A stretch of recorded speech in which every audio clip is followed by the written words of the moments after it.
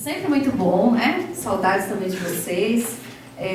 Hoje a gente tá vendo bastante gente que a gente vê sempre, mas tem algumas carinhas novas, né? Bastante gente chegando.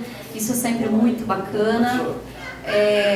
Estamos recebendo hoje do MC, Luiz Espanha, Ronaldo Vieira e também, como vocês podem ver, tem alguns quadros aqui que vieram lá do ateliê daqui, tá? Então, ao longo do sarau, a gente vai chamar esses convidados, tá bom? Vai pedir para eles contarem um pouquinho pra gente do livro e se apresentarem, compartilharem com a gente um pouquinho dessa arte. Muito, muito obrigada a todo mundo que veio. E também para quem veio só ouvir, né? Tem gente que não fala, eu não sou poeta, eu não escrevo. E o legal é isso, aqui todo mundo pode expressar, todo mundo pode falar, pode ler um poema de alguém, tá? Eu gosto sempre de lembrar isso. Será um espaço absolutamente democrático, vocês estão entre amigos, tá? Boa noite, Sarau do Grajaú! Degrau de Dália. Donizete, doce e doméstico, denominava-se dominador. Dália, dançarina de diálogos distantes, dominava dançarinos debutantes e descompassados.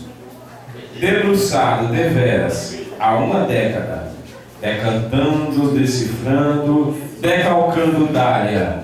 No divã, Donizete decidiu denunciar-se, declarar-se, demonstrar-se, desmistificando diabólicas dúvidas descabidas. Disposto e sem disfarce, deixou-se devidamente declarar e disse: Dália, delícia, deusa, diva. Dália, desprezando Donizete, disse: discurso demagogo, débil e desvalido. Donizete, desequilibrado e desanimado, desceu, dementemente dominado e sem domínio. Devastado, deixou a doçura de lado, dirigindo duras difamações a Deus. Deitou-se no derradeiro degrau do domicílio de Dália.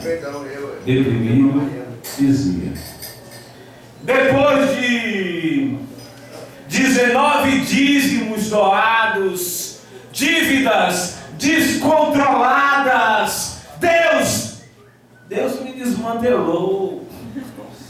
Deve detestar-me. Desfez demasiadamente diamantina devoção. Desgraça, desgraça, desgraça! Donzelo depois dos 18, dedilhando o documento, deduziu Donizete o desfecho dramático. Devo degolar-me, destruir-me, dinamitar-me. E aí? Mas o amor persiste, né? Aê! Sinto que amor é tudo, embora não se define em nada, nem em palavras ou versos, pouco ainda em flores ou gestos.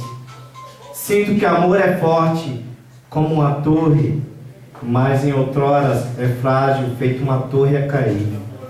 Como algo que se habita e se expande, às vezes fora de si próprio, em outroras não.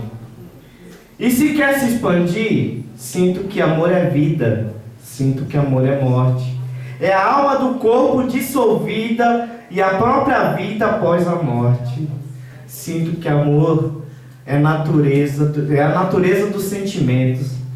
É algo sem definição, incompreensível, mas puro por ser amor, e ainda sem definição por compreendê-lo. Sinto que isso nos toca, como uma canção em uma rádio qualquer. Sinto que amor é homem, mas sinto forte um amor mulher. ou mesmo que nos toca, sem saber o sentimento que é. Sinto que amor é paixão, e a paixão é eterna, e se é eterno, é para sempre. Mas abriga o próprio fim. Sinto que assim, amor é tudo, embora tudo não se define em nada. Amor nada mais é do que Deus, os olhos de Deus, a sabedoria de Deus, as mãos de Deus, o pecado mais atuante, a dor mais emocionante e a perdição dos olhos teus.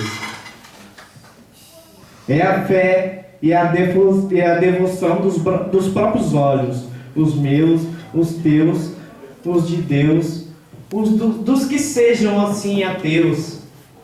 É luz de esperança, porém, às vezes, o último fio a esperar. É a carne das almas por fim a se agregar. Amor é mãe. Sinto que amor é mãe. Quem é a mãe que nunca pariu? Sinto que amor é mãe, é filho. Sinto que amor é amor e vai além de amar. Não sei definir o dom, é pouco a se explicar, é algo distinto, porque o que eu sinto é algo além do que eu próprio sei amar.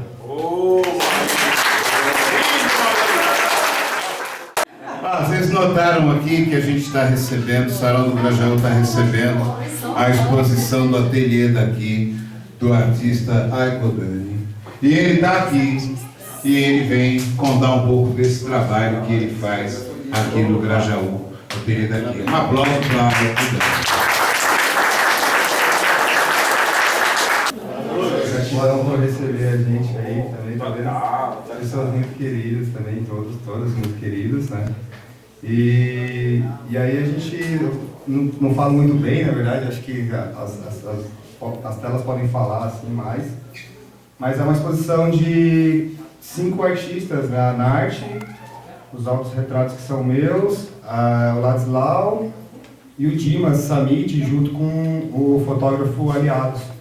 Todos aqui também da região do Grajaú, que vem fomentando isso, essa arte aí já há alguns anos, muitos anos aí também nessa resistência, nessa luta.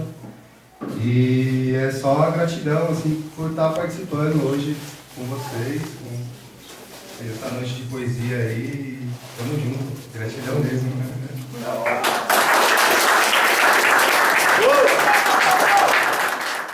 Vamos lá, mais um poeta, nosso camarada Jefferson. Eram golpes, eram punhos de direita na esquerda de minha face, eram menos direitos, era direita e fascista, eram golpes de veneno que matam e torturam, eram fardas, eram enquadros, eram golpes, eram gás, bala de borracha, escopeta, metralhadora, pra que tanta arma, meu Deus? Pergunta meu coração.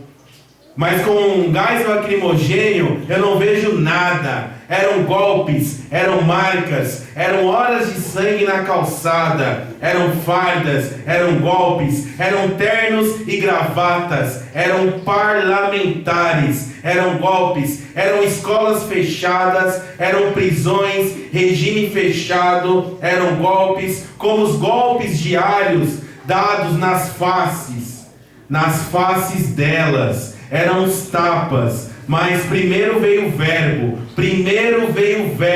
eram os verbos contra elas, as que chamavam de companheiras, eram golpes, eram tapas, eram versículos, eram bancadas da Bíblia, da bala, em nome do Pai, era Deus, só Ele, não era laico, eram golpes, eram milhões em torno do pato, eram da Federação das Indústrias, eram golpes, eram sistemas de televisão, eram manipuladores da massa, eram mentiras que de tanto ditas, eram verdades fabricadas, eram golpes, eram caviar e champanhe para os senhores, eram sucateamento, eram trabalhadores sem direitos, era a reforma da Previdência, reforma do ensino médio, era a terceirização de tudo. Eram golpes, eram golpes, eram punhos de direita na esquerda de todas as nossas faces. Obrigado. Esse livro Pensar e Viajar vai ter uma ajuda, a participação Rose Reis, que é professora de música. E tudo que todas as poesias que estão nesse livro, a gente leva para as escolas, trabalhamos em ONGs, tem a ONG aqui que é do lado da Belmiro, que a gente trabalha. E a ideia foi fazer um livro curto para o jovem pegar e realmente ler. Porque os jovens já têm aquela mente que é difícil ler. Você pega um livro grosso e ele não quer saber mais. Então a ideia foi fazer um livro curto, levar para as escolas. E aí foi quando eu trocando ideia com a professora Rose Reis. Fizemos tudo musicado para ver se o jovem realmente aceitava a ideia. Mas para falar do livro, começar só com a abertura dele, chama Libertação. Não, isso não é somente um livro, é a libertação através das palavras, é poder acreditar nos sonhos e concretizá-los. O livro Pensar e Viajar me deu asas, me mostrou o quanto eu sou capaz, o quanto se pode fazer quando se acredita naquilo que se faz de melhor.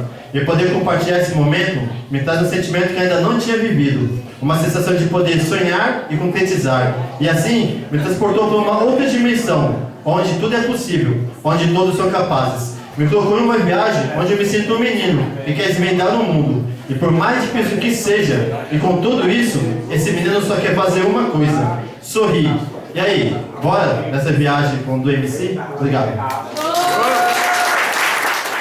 Vamos chamar mais um convidado? Ronaldo Vieira, venha pra cá. E como é sarau, né, gente? Eu vou ler um trecho de um poema. O título dele é Vacuidades. E como ele é um pouquinho extenso, eu vou ler só um trecho, tá bom? Enquanto nada submerge, do fundo atoledo do ser, escurece ainda mais o alvorecer do tempo. Esclarece a triste demência humana e limitadora. E fácil ao fio da lâmina o risco, o corte, a ausência, a falta que tanto faz, por causa da tal paciência, somatizando o seu fugaz. No canto longínquo, existência esvazia-se de tudo mais, tornando mera abstinência. O transparente entre paredes de cristal, transbordando voláteis e visíveis, montes e montes de intocável matéria, a que serve tal consciência? De que, quem cobrar o impalpável, o invisível aos humanos olhares, o camuflado das sentimentalidades, como se clonado no outro, o inverídico de não estar, e ao mesmo tempo causando o pesado e indigesto pulsar. Aos poucos, tudo estrondando, bate-estaca a alma perfurando, de todos e tudo acabando.